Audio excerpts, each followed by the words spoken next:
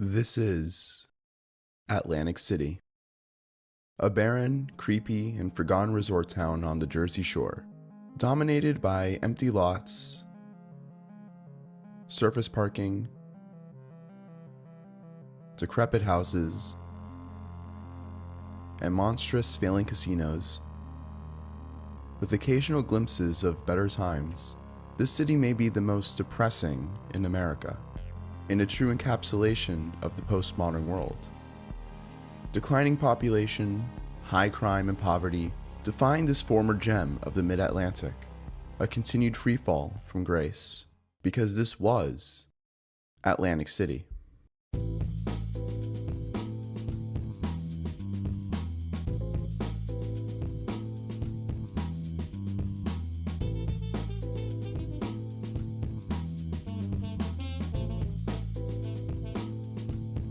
A booming tourist town, Atlantic City was home to grand and glorious hotels, the most famous boardwalk in the world, popular beaches, high-profile events, and an impressive nightclub scene. The town's streets were lined with beautiful Americana architecture that was very charming, even for Americans back then, when every town was built classically. Simply put, Atlantic City was America's favorite getaway. Atlantic City had always been a resort town from when it was first established in the mid-19th century. It was meant to be an affordable option for Philadelphians to have a beach vacation, as tourism was growing in the US at the time, and urban residents wanted to escape the dense city to have an outdoor experience. A rail line was laid out in a straight line from Philadelphia to the South Jersey Shore, and there was Atlantic City. By the 1870s, rail was bringing in over 500,000 tourists to Atlantic City annually, with trains dropping off visitors next to luxurious hotels by the beach. It was also around this time that the boardwalk was built, in order to prevent as much sand as possible from being dragged into the hotels. This boardwalk wound up being a resounding success, and Atlantic City's popularity exploded, with new train lines bringing in people from all over the country. As the decades continued and we approached the 1920s, large grandiose hotels lined the boardwalk, along with an array of small businesses and attractions. And the city was referred to as the nation's playground, and in some cases, the world's playground, which was only exacerbated by prohibition, as many of the back rooms of restaurants and nightclubs were known for illegal drinking. And in the off-season, Atlantic City was known for hosting big events such as Miss America and large conventions in Boardwalk Hall, one of the largest arenas in the country at the time, when it was built in 1929. The thriving community had theaters, prominent clubs, and sprawling piers, but the actual locals had a neat experience as well. Beautiful row houses on narrow roads with local shops and amenities in walking distance. And the main streets like Atlantic and Pacific Avenues were built up with beautiful churches and municipal buildings as good as anywhere else in the country at the time. Atlantic City is where saltwater taffy was invented and where Monopoly got all of its property names from. And so, where did it all go wrong? Well, it boils down to a few things. Firstly, amusement parks like Great Adventure, Disneyland, and Disney World started to become more popular for families for weekend and summer getaways, meaning places like Atlantic City were losing out. Also, cheap airfare had also become a thing, and so people, particularly Northeasterners, started to vacation in places much farther away from home, such as Europe, Florida, California, and Vegas.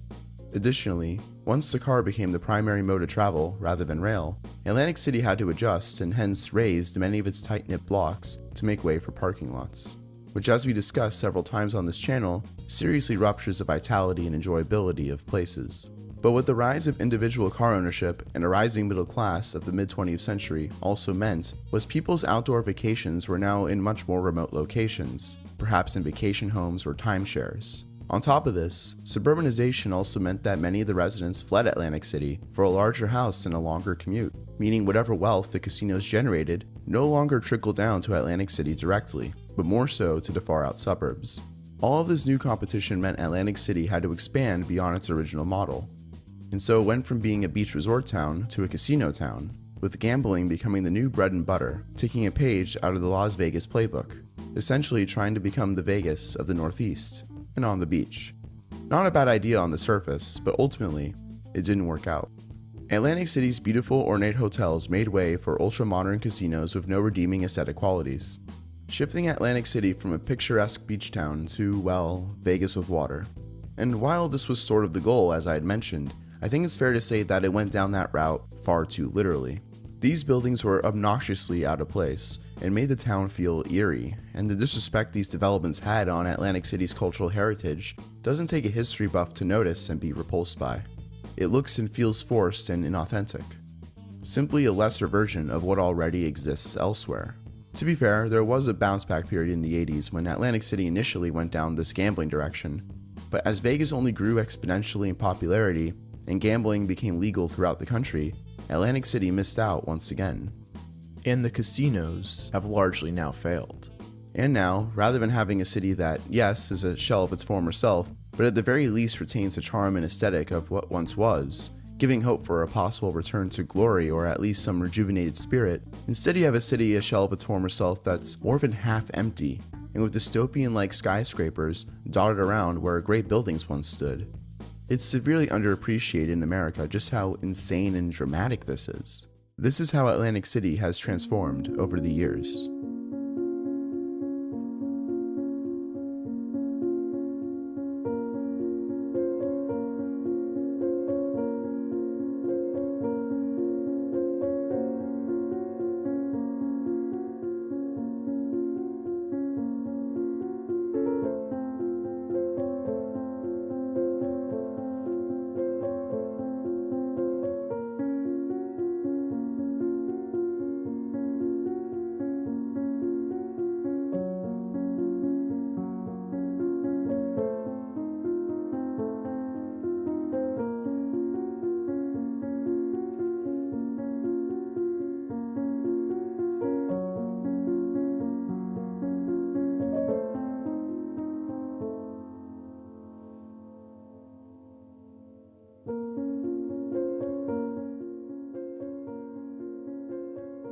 Perhaps Atlantic City, with rising competition, had no hope in maintaining its previous high status, but in trying to cling on to changing demands, it wound up shooting itself in the foot time and time again, razing its beautiful streets and hotels, building ugly with no regard for the town's history or previous redeeming qualities, and simply transforming Atlantic City from the seaside playground that America had fallen in love with to towering gambling dens had put the nail in the coffin, rather than adapt and progress the city as was hoped. We've discussed on this channel before how many great cities and towns have also had to adapt and take on a new life as decades, generations, and centuries have gone by, but that in doing so, their beauty, heritage, and aesthetic culture were maintained, and if not, were enhanced, but in a way that carried on the previously laid out building traditions.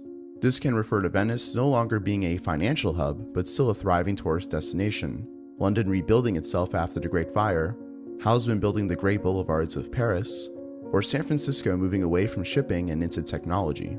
But this list can go on and on and on. But rather than adapt and enhance, Atlantic City destroyed and abandoned. That's the core of the issue here. I think ironically that had Atlantic City hadn't changed anything, maintained its historical hotel buildings and neighborhoods, its family-friendly environment, and even so far as a strong rail system to bring people in and out of the place, that it would be extremely successful in the present day as both a beach destination for Philadelphians and as a rare slice of the classic Americana experience for people to enjoy. As someone that spent much time in Santa Cruz, California, a touristy beach town with an iconic boardwalk and a fair amount of historical and classically styled buildings, I have seen firsthand that this demand is there. Just look at this hotel that's being built there, for example. Beautiful and an authentic classical style that is home in California. While it's always easier to say these things in hindsight, I'm also not necessarily blaming Atlantic City. It went through a period of decreasing popularity and simply looked towards the trends throughout the rest of the country and how to develop to try to fight back. We all know now, decades later, that these methods of prioritizing automobiles, destroying iconic buildings, and creating modernist and ugly places is just never going to be the answer. Nobody wants to hang out in a place that looks like this. Sadly, it's probably just too late for Atlantic City to ever bounce back now, but we can learn from this. Being distinctive is the key for placemaking, because it creates character, identity, and something memorable. In bad times, cities with a rich history and culture should adapt, but never destroy or disregard what made them distinctive. And this, I think, applies to almost all cities and towns throughout the world, as modernism threatens to remove the distinctive culture and aesthetic of places wherever it touches. Thank you for watching. I'll see you next time. And of course, a shout out to my Master Architect patrons, Michael Goldman, Jean Baptista, and my dad.